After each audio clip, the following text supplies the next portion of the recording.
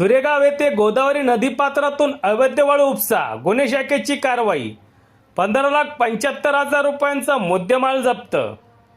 कोपरगाव तालुक्यातील सुरेगाव शिवारात गोदावरी नदीपात्रातून अवैध वाळू उपसा करणाऱ्या विरोधात स्थानिक गुन्हे शाखेने धडक कारवाई करत 15,75,500 रुपयांचा मुद्देमाल जप्त केला आहे.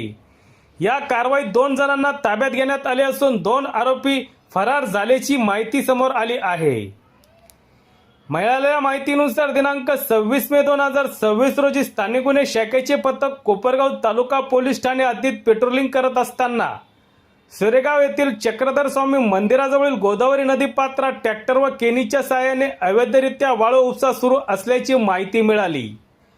माहितीची खातरजमा करण्यासाठी पथकाने घटनास्थळी धाव घेतली असता काही जण वाळू उपसा करताना आढळून आले. पोलिसांचे पथक छापा टाकण्यासाठी पुढे सरकताच काही घटनास्थळावरून फरार झाले तर काहींना ताब्यात घेण्यात आले. ताब्यात घेतलेल्या आरोपींनी आपली नावे अमर माधव मेहरखाम वय 30 राहणार सुरेगाव, राहुल सांगदेव पगारे वय 20 राहणार बेळापूर अशी सांगितली.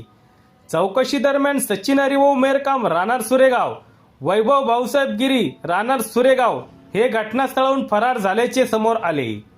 या कारवाईत आरोपींच्या ताब्यातून अंदाजे 15 लाख रुपयाचे 3 ट्रॅक्टर तसेच 75,000 रुपयांच्या वाळू उपशासाठी वापरण्यात येणाऱ्या लोखंडी केनी जप्त करण्यात आल्या आहे. एकूण 15,75,000 रुपयांचा मुद्देमाल पोलिसांनी ताब्यात घेतला आहे.